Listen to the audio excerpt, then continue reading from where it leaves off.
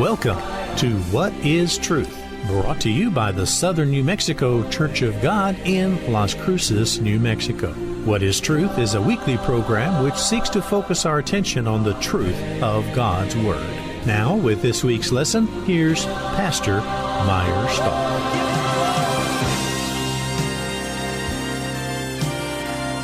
This is Meyer Stahl, the pastor of the Southern New Mexico Church of God, bringing you the program, What is Truth?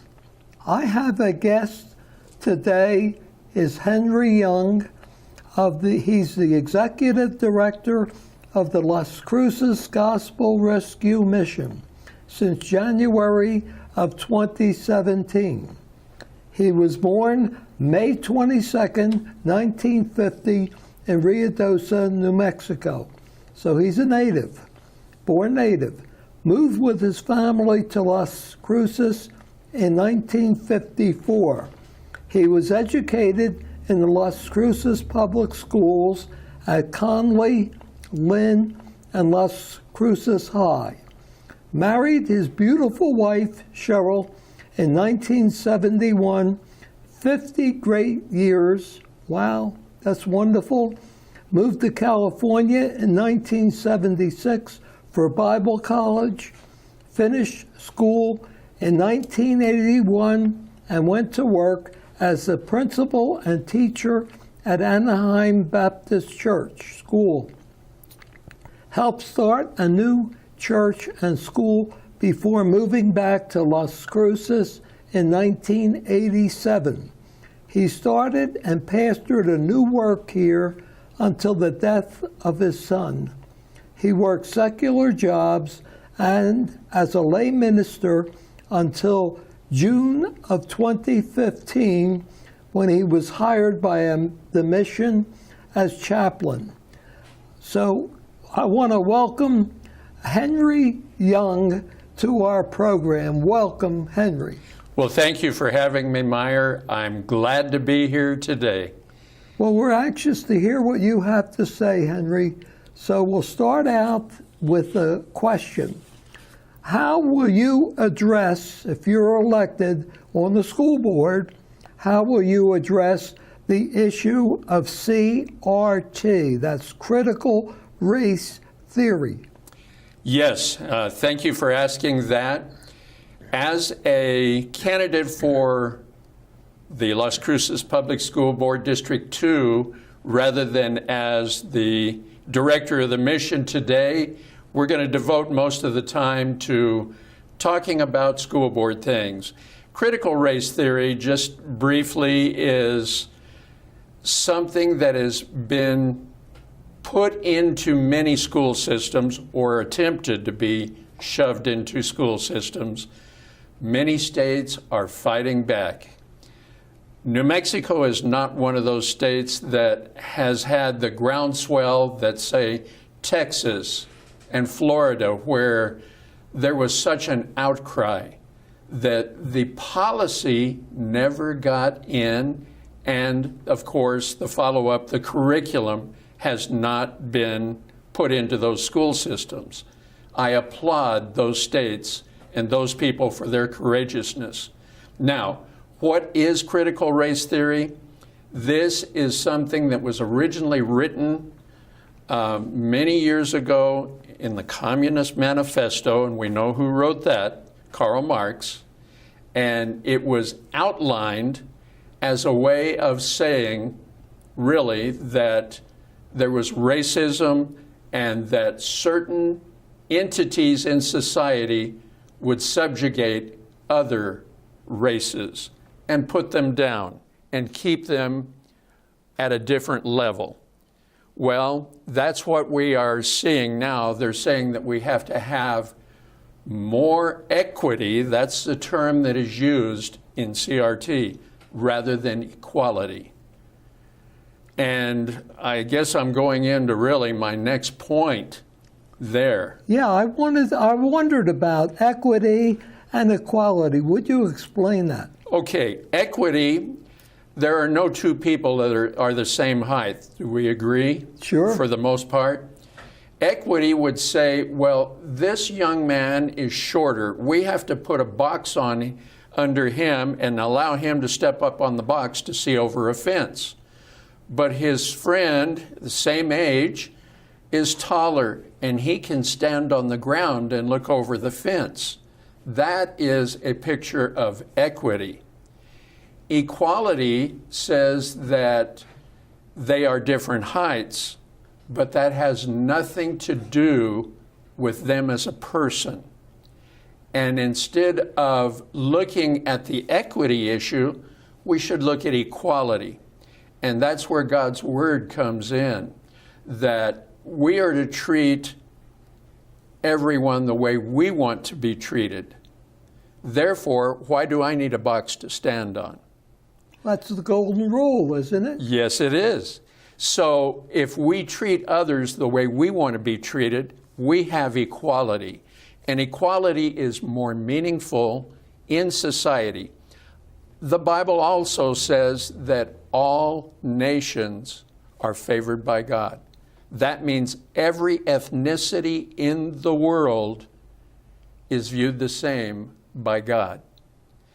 That they all have the same passions, the same desires, and want to achieve certain things in their lives, regardless of where they live or their economic level.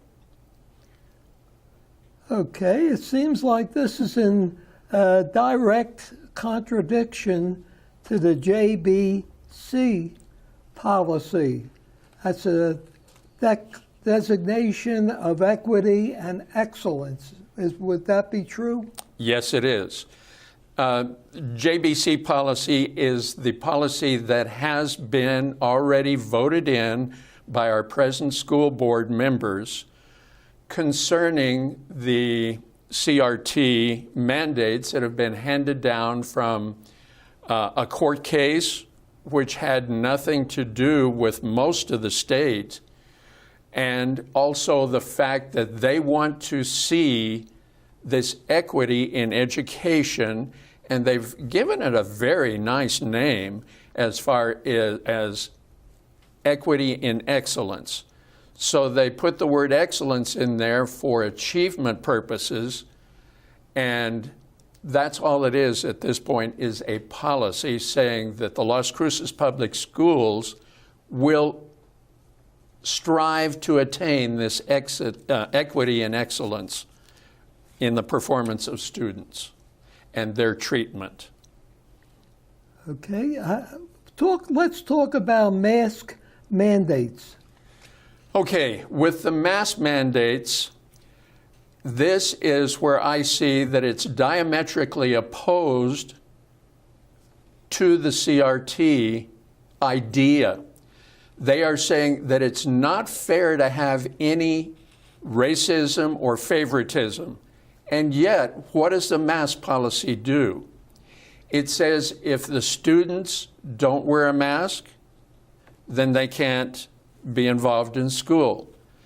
If they have problems with it, they are not allowed to have the freedom of choice, neither the students nor the parents, that they have to wear a mask.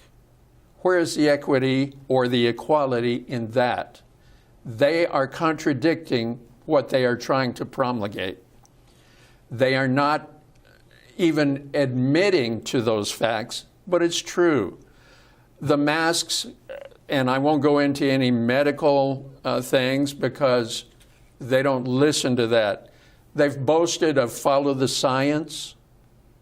Well, they are unable or don't desire to listen to other scientists that are just as viable as those that are saying we have to wear masks for everyone's safety. And there is the argument that there are more germs in the mask. I heard one lady the other night that said, well, then you just change masks all the time, and then you wash the ones that you've already used, and you don't have that problem. But it's the fact that you not only have germs that build up for after just a few minutes of wearing the masks, and the fact that you are breathing CO2. back in, and your O2 saturation levels drop almost immediately. If you have any kind of problem as far as breathing, whether it's anything that hampers your lung functions, that is not even addressed. They still have to wear masks, even in physical activity. That's horrible. I don't see how they could, how that can be, because after all, even children are not being affected by this virus as much as adults are. No, they aren't. And there again, percentages of those who get sick from the COVID are minuscule, especially in younger children. And many times the effects are not very bad. There's actually more people that die of other things than COVID that are never addressed. Yeah. Okay. I'd like you to talk about the overall view of your race for the school board and the reason for your campaign in connection with your work at the mission. Would you explain that? Okay, we have a lot of ground to cover here. My work at the mission allows me to see not only adults, young people, families, though every aspect of society is affected or comes through the mission at one time or another. Homelessness knows no boundaries. And we see people that come in with children that they desire nothing more than to have a safe place to sleep and enough food to fill their bellies. That's what they are looking for, and the mission supplies that. Now, in doing this work, I have seen how kids learn, how these homeless children want, first of all, just a safe place before they can really buckle down and learn anything. I know of one young lady whose mother came into the mission, and when she was put into a classroom situation, she didn't perform very well. She was getting low grades. COVID came along and they started doing distance learning. Well, an anomaly appeared. She was getting straight A's working at home online. Her guidance counselor said at the end of the year, well, do you want to take some higher level courses, some of the AP courses? And she said, no way, I'm happy with my grades now. And that doesn't fit everyone. Learning is something that is not the same for all people. Therefore, why should we try to put everyone in a box as far as education is concerned, even going back to CRT? Different methods are necessary for everyone to learn. I know when I was working, I can be shown the steps on how to do something and I catch on rather quickly. Others can't do it by being shown. They have to be hands-on and learn how to do it by doing it. Others have to sit down and read a manual that covers it before they are able to even start doing it. So we all have different ways of learning and different speeds of learning. But that doesn't mean that we want to leave anyone behind. We just have to incorporate certain things that will allow every person to become a good student. We have about a minute before we go to the break, Henry. Would you continue with that thought? Yes. As far as our learning curve, let me give you another example from when I was in school very quickly. young man that took 6 years to get through his final year of high school. He was finally passed and given a diploma to get him out of school. And yet someone saw something in him and told him to go to White Sands Missile Range and apply for a job as a mechanic in the motor pool. They took him and said, "Can you dismantle this Jeep and put it back together and make it run?" He said, "Sure." He did it, and they hired him, and he worked his entire career doing that in the motor pool. Oh, that's tremendous. Well, folks, we're going to take a very short break. Please don't go away. We have so much more, and we'll be right back.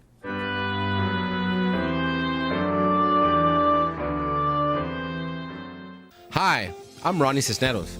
This is the heart of our city. It's neither what it once was, nor what it should be. Downtown has been declining for years. The city response has made it harder to turn things around, making it difficult to simply improve a building instead of allowing the lawless to take over. I promise to bring a new vision and to fix it, welcoming small businesses and residents back. I love Las Cruces. I want our families to feel safe and enjoy downtown like we used to. I will work day and night to make that change. To do so, I need your support.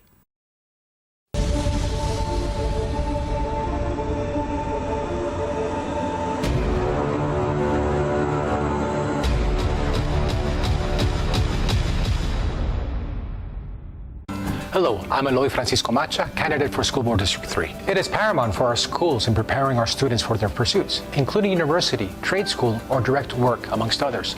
Our school system needs to continuously meet the needs, skills, and demands of the evolving modern workforce. Join me in accelerating the modernization of our school systems to further prepare our students for the workforce of the future. I'm Eloy Francisco Macha, School Board District 3.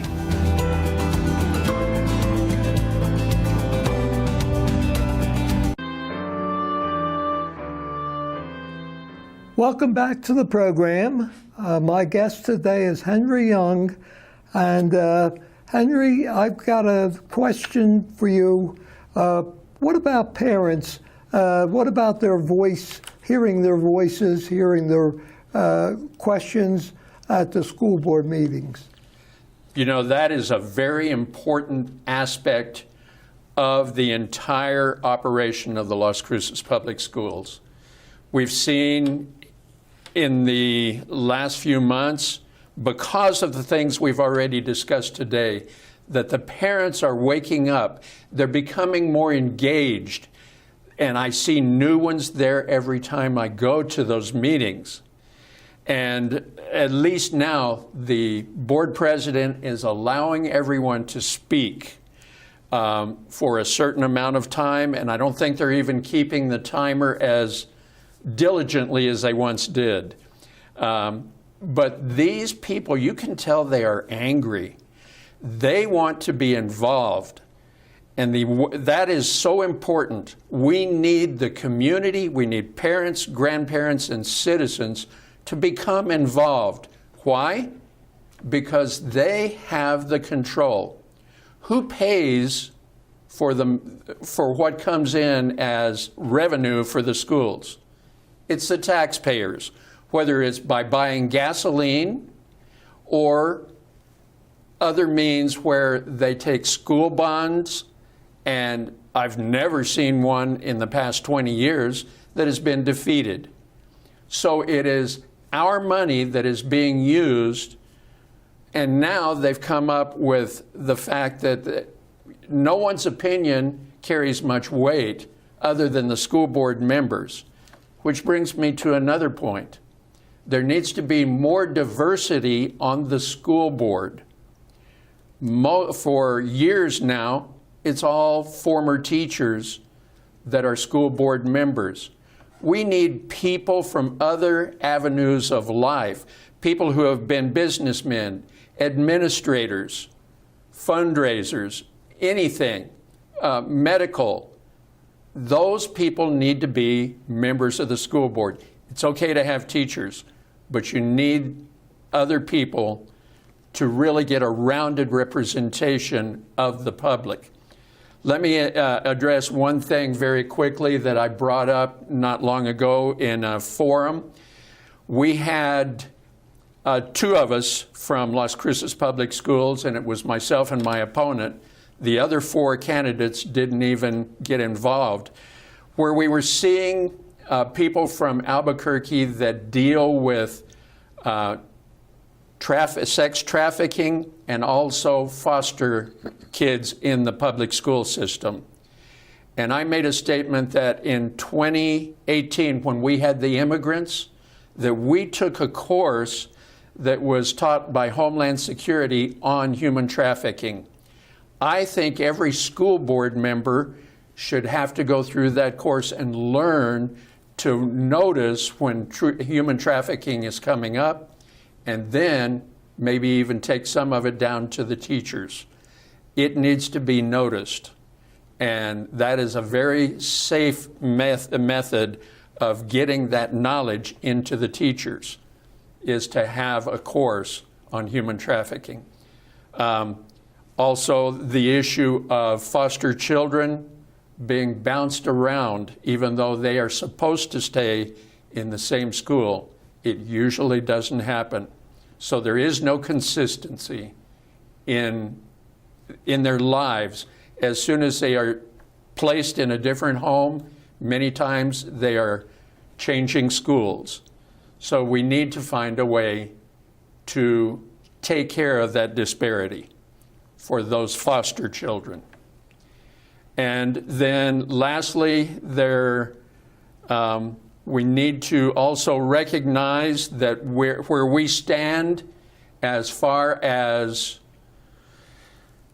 our placement, we are better than the state average, but our state is last. We're 51st now. Puerto Rico just passed us. And also, we are very low as a nation now compared to other nations many years ago. We are now 30th in the world as far as education. That's terrible. It is. May I make one last pitch to the public here? I would like to ask everyone that's out there to just go to the polls. The only way that myself and my conservative companions for school board will get into these positions is if you get off the couch, get out, get your car, and go vote. Early voting is going on Tuesday through Saturday till the end of the month, 29th, and then day of voting is the 2nd of November. Go early and vote now so that you, in case you get sick, your vote is already locked in. So I want to urge those parents that are becoming active to go and vote, tell all of their neighbors to get off the couch also, and get down to the polls. Let's change things in Las Cruces as far as our education system. Well, I have children and grandchildren that I'm concerned about, and I want them to have a good education. And we need to make some changes here if we're going to have good education. So we need to do exactly what you suggest. We certainly do. And Meyer, even though I am involved in a full-time job, if I am elected or when I am elected, I want to see things and work on things as hard as I can to implement some changes that are so necessary. I just recently looked and downloaded part of it, a curriculum, because we're also, the presentation at the last school board meeting was on the rewriting or updating of the social studies and civics curriculum. So I started doing some research, and Hillsdale College has just come out with a fantastic new curriculum on history, civics, social studies. It's called the 1776 curriculum. This probably won't show up well, but this is their cover picture for the new curriculum. And I have some 25 pages here that is just the introduction to their course, which is for K through 12. I would like to see much of this implemented into our rewrite or update of the state curriculum for social studies, history, civics. And I am going to bring this into the mission and teach the adults and those that are there at the mission some of the things that I see in this for history. Hillsdale College has a wonderful reputation for excellence. They do. And they didn't do it all themselves. They spread it around with schools who were already teaching this and put this all together through a vast amount of people that had something to say about it. And it was all put together and is excellent. Yeah, everything I read about Hillsdale College is top grade information. Yes. I was actually talking to a teacher the other night. I won't give any names, but that teacher agreed with me about something that is no longer taught in our schools, and that's how to learn cursive writing. And I made a statement that she actually agreed with. I said they don't teach cursive because you can't read the original documents unless you can read cursive. Wow. And she agreed with me. That's incredible, isn't it? It is. That's one thing we learned right off the bat. We printed first, and then we learned cursive. We did. Her idea of why it was stopped was the fact that we do everything either on a computer, a phone, or a tablet, and that the students don't need to know how to write or read cursive. But that is, and she agreed that it should be taught, and I think it should. We lose part of our history if we can't read about it. Well, Henry, we're at the very end of the program now, and I'm thrilled that you came on, and please do come back. And you're always welcome back here.